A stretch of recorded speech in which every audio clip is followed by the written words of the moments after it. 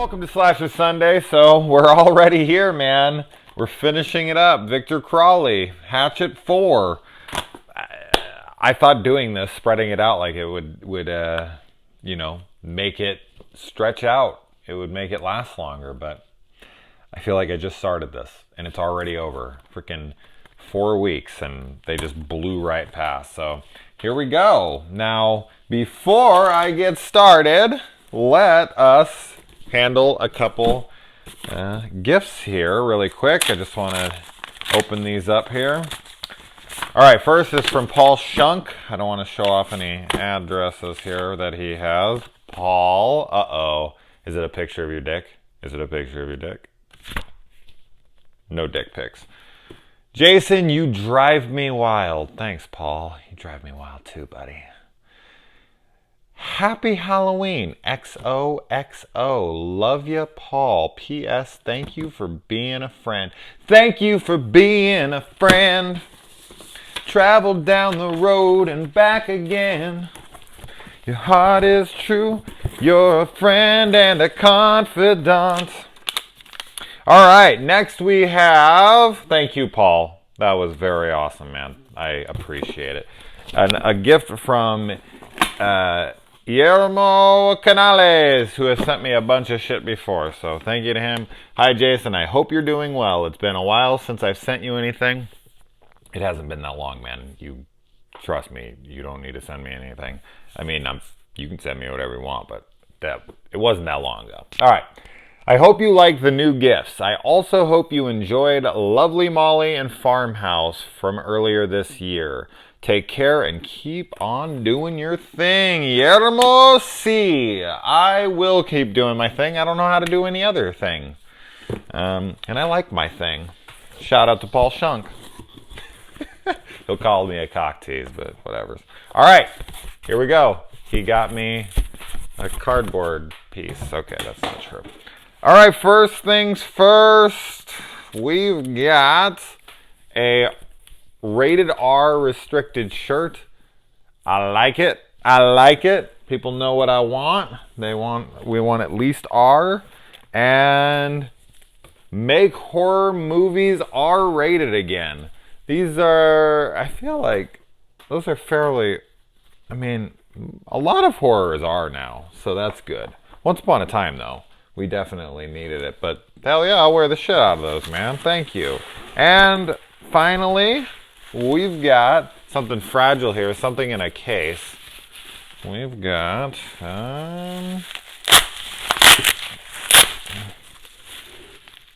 what is this? Whoa, wait, what? No fucking way. It's a signed Sam White Moon. You know, I always keep saying, like, oh, this is my favorite thing I've ever gotten. This is my favorite thing I've ever gotten. And then people just keep kind of one-upping it. I don't even know what to say. It's fucking Sam White Moon, man. Look, he's going to blow off your old man's Uncle Bajish. Look. Why is there a giant fly swatter back here? Look how giant that thing is. They went and shopped at Spatula City for all your spatula needs. Oh my God, over here, lady.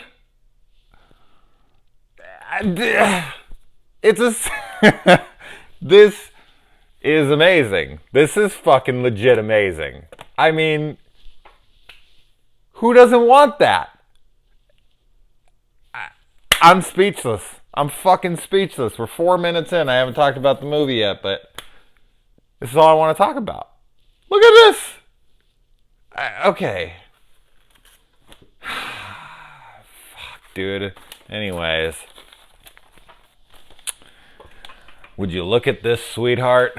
They gotta make me a movie star. It's so good. Every fucking line out of this guy's mouth is gold, man. Every single line. There ain't no dust in Hollywood, man. So fucking good. Go get your fucking car, rich boy. All right. Victor Crowley, 5 minutes in. Sorry if that was boring for you guys, but I got a fucking Sam White Moon signed photo. All right. So I got to see this. Thank you so much, Guillermo. That is amazing. Amazing. That's probably the most genuine reaction I've ever given to anything. I can't get over it, man. It's just, he's pointed at me, it looks like. So good. So fucking good. Couldn't go anywhere without you, fat stuff. Gotta take my slave wherever I go. Alright, so I saw this in the theater with Adam Green himself. I drove down to Phoenix. This is where I first met the guys from the horror show. I went down and introduced myself. And this is when my channel had nothing. I had like 500 subscribers. I had nothing. I was like, you know, I was small time. I'm still pretty small time, but I'm much bigger than I was then. And I went down and I was like, hey guys, I'm fucking Sinister Cinema. And they pretended to know who I was, and we shook hands. And then after, you know, we've hung out a few times, and it's all been good from there. But Adam Green came out and I actually did the review for that movie in a hotel lobby, because we had to drive down, get a hotel and everything for that movie. It was a big event. But yeah, Adam Green sat there and he told us some really depressing story about how he was like essentially suicidal, and he cited George A. Romero for pulling him out of this funk and convincing him that he created a horror icon and he should be proud of that. And Adam was like struggling with, I'm never going to do anything. And it's like, dude, you've already made 3 Hatchet movies and Frozen, and like, you're not going to do anything. If you're killing yourself because you haven't done anything, damn, man, Sam, pull the trigger. That's ridiculous. Anyways, but he seemed to be happy there. And I'd have to say, man, I liked this one a lot more on my second watch. My first watch, most of the jokes weren't landing for me. And I actually kind of felt uncomfortable because Adam Green was sitting there, and I thought that at any moment the guy was going to shoot himself if we didn't fucking laugh. And like the whole audience wasn't laughing at a lot of the jokes. And I was like, dude, everyone just fucking fake it for him, man. He's suicidal. But this time I actually laughed a good amount. I don't know if it was like his downer story that I was sitting there like, dude, that's fucking bummer. And then he was like George A. Romero, and he was like, oh, I was going to show him the movie. And right before I showed him the movie, he died. And I was like, damn, man, I'm like just depressed now. So after that, maybe I just wasn't in the mood to laugh, to be honest. I will say, the one thing that I did not think was, I remembered it a little bit, but I didn't remember working for me as well as it did this time around, was the new character Dylan. I think I remember him being stupid the first time, and his character is stupid. But for some reason, I found him really funny this time. Like, most of what he said actually got me to laugh. So, dude, I don't know. This is blasphemy for some people, but of watching all 4 of them back to back, I honestly have to say this might be my favorite one of them all. That's crazy, because this is everyone's least favorite. It was my least favorite on my first viewing. But everything was landing for me most of all. And there's some amazing kills. There is some of the best kills in the franchise in this movie.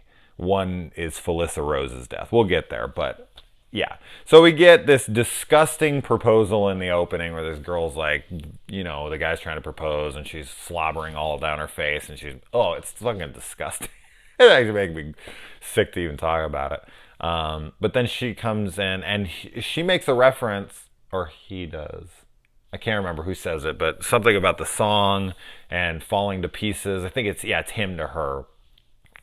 And then she literally is torn to pieces right after. So there's a little foreshadowing there. He rips off each one of her arms and legs, and then pulls off her head as well. Just completely rips her apart, makes her into Pez dispenser, and then goes for the candy at the end.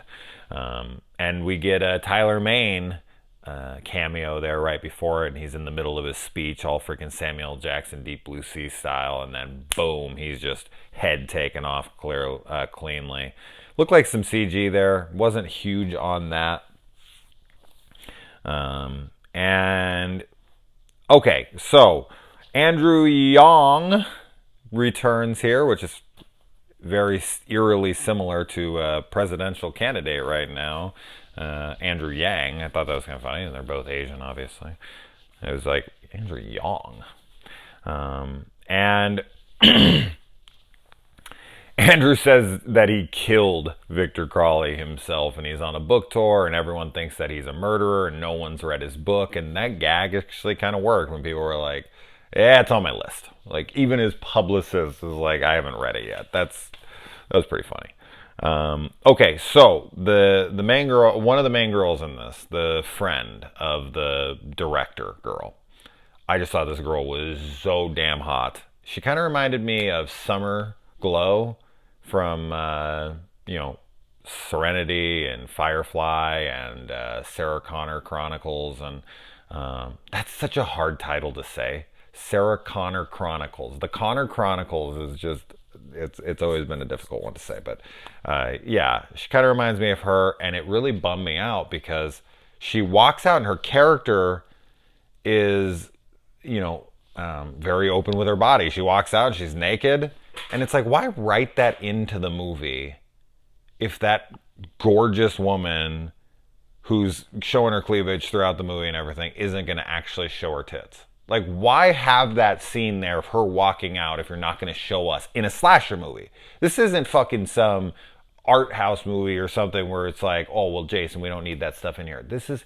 the Hatchet franchise with Bayou Beavers and girls randomly showing their tits every 5 seconds. They know their target audience. So let's not get in the comments, some of you. Okay, I'm not even going to bring that up again. I'm over that. But seriously, like, that just annoyed me, and especially as hot as she was. I was like, why? Why? No tits? We got Felissa Rose in here. God, she's such a doll. If you've ever been to a convention and you've met her, she's just the sweetest lady. And she is a very attractive lady as well. And kind of a sore throat. It's fucking pissing me off. And we do get to see tits in here, though. The girl who comes up and shows him Andrew her tits and is here, sign them. Sign one for me and one for my dad. She actually had great tits. That was pretty funny for my dad. And then you get this, these great tits. And then what follows is some fucking dude's little dick laid out on a book. And it's like, ugh. And then, like, the balls start to shrivel. I actually had to laugh at how, like, the balls were retracting. It was fucking so hilarious and disgusting, and it's so funny. He's like, "Sign my cock. What are you, a homophobe?" Good stuff. That was pretty funny. And then Felissa Rose here tells Andrew, like, "Hey, I got you $1 million," which he should have been. It should have been suspect from fucking moment one. I mean, his ex-wife, who I didn't even realize was his ex-wife the first viewing until they said it way later in the movie. And then this time again, I had forgotten, and then it say it way later in the movie. Did they say it in the beginning? Because I missed it both fucking times now.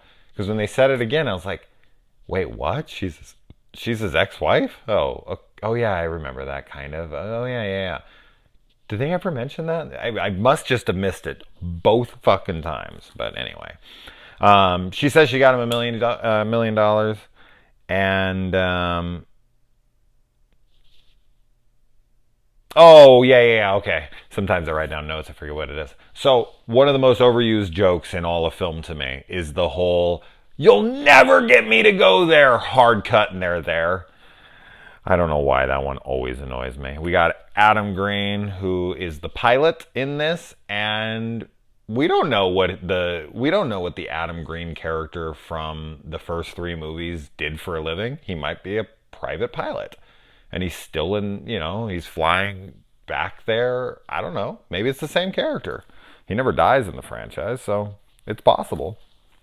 We get Tiffany Shepis here, which is always good to see. Dylan's impersonations.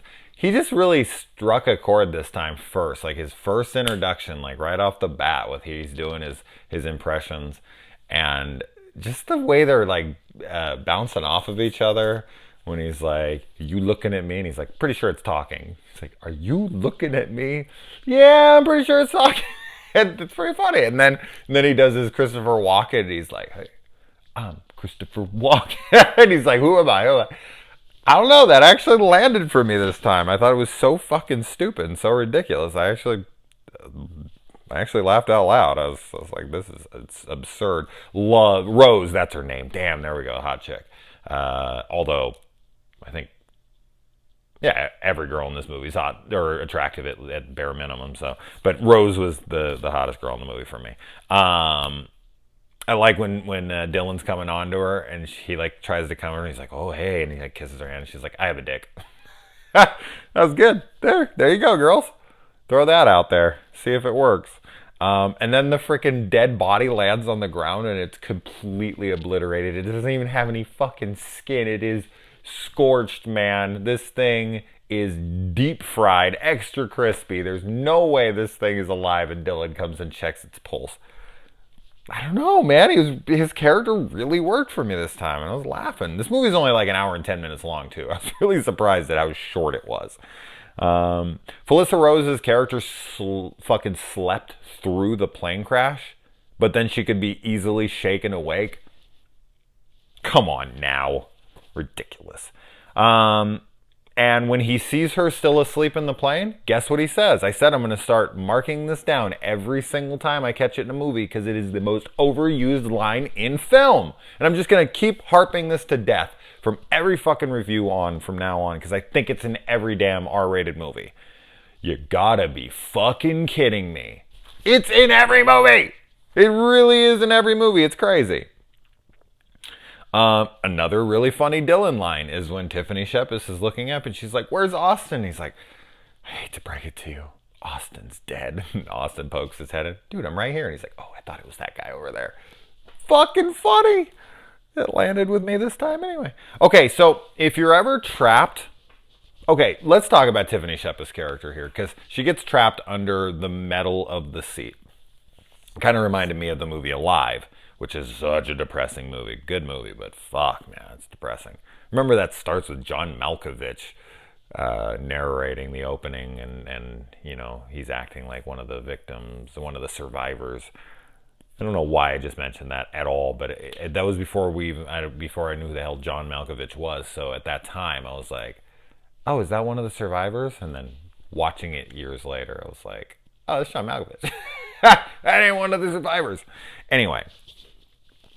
So she gets trapped under there, and no one really tries to help her get up out of there. Like, find a fucking bar. Find something. Maybe plug up the hole where the water's coming through. Maybe fucking get something to stick in her mouth to give her longer time to breathe air through. Something! Nothing is done to help this girl. Only one dude, Dylan, even tries to get her out of there. And the whole I'm pregnant thing, okay. That was a risky move. This might be even fucked up for me to even go there mentally. But I get why she said it, and I'm not saying she shouldn't. But I will say it was a tad risky. I think it was almost a missed opportunity. I think if Adam Green could take this one back, I think this would have been a really funny joke for where she was like, look, I'm pregnant. And he would have been like, scared and then pushed her head slowly underwater. That would have been so evil and hilarious. And I thought that in the moment, like, ooh, man, I don't know. Some guys, you know, not me. I love my kids, and I was really excited when I was told. But there are some guys, you told them pregnant, and you're in a position where they could just easily make it look like you died, not you doing it. Some guys would just be like, that would be a funny fucking gag. It'd be horrible, of course, but that's what these kinds of movies do. So I think that would have been really, really funny. Everyone else would have been outside the plane. I'm pregnant. Really? Well, honey, time to take a drink. Anyway. So they recite the voodoo and they drop the phone, and that's where we get the Tony Todd cameo. And I guess that's what brings them back. We got the Klaatu Veratu Nikton. Maybe I didn't say every single syllable. And then that motion sensor light is the fastest motion sensor light in the history of motion sensor lights. And they try to make this reference like, oh, maybe it's just on a timer. Bullshit. It was never going off when you got there. And it was when you moved that it actually went off. And no. And why did Victor Crowley keep setting it off when he was so far away? I know I'm breaking logic down that doesn't need to be broke down, but the thing stays on for 1 second. I've never seen a fucking light, a sensor light, go off that fast. I thought the one in Halloween 2018 was fast, but this one was ridiculous. It was on for 1 second. Were they trying to conserve energy? He actually uses bait in this one, and that's what we think is going to be the main girl of the movie. And when she's baited, I'm like, see, he won't kill the main girl. And then, boom, Victor comes out and crushes her fucking head with his foot. And then when he lifts it, it's all gooey. Oh, it's gross. Looked like the kiss in Ernest Scared Stupid when he grabs Trentor and... Ew. So good.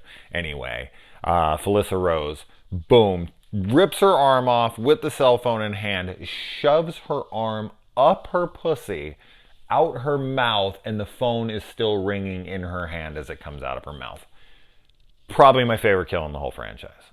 Just ridiculous. Absolutely asinine, and I don't care.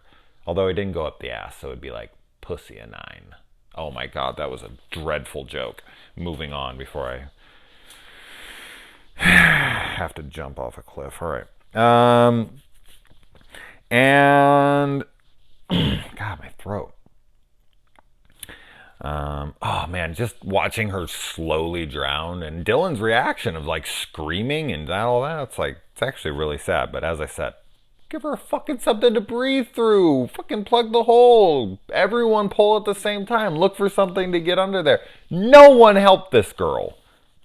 She should have been freaking out way more than she was. I would be like, hey, can everyone take 2 seconds, possibly, to try to get me up out of here?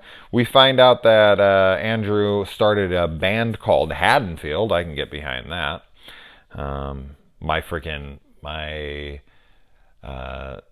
A lot of my stuff is and I'm actually never going to say that. Never mind. I shouldn't say that. Never mind. You'll always have to wonder what I was going to say there, but you're not going to find out. Oh man, when the talk show host ex-wife is going off on Andrew, and then freaking chick steps in, Rose steps in and starts like ripping on her. That's some funny shit too. She calls her discount Oprah. Good line. That made me laugh. And then when Dylan gets on the comm and he's like doing freaking Star Wars references, great stuff. The music in this, very reminiscent of Predator. And then Dylan sacrifices himself completely unnecessarily. Although the whole like, I would have had your babies line, it was pretty funny.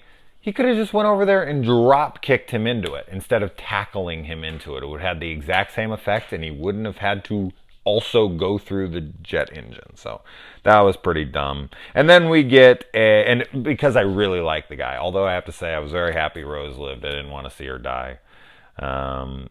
And of course, Andrew makes it out of it. And then we get our Mary Beth cameo. And of course, we always get the completely pointless, completely unnecessary cocking of the gun right there and then for no reason.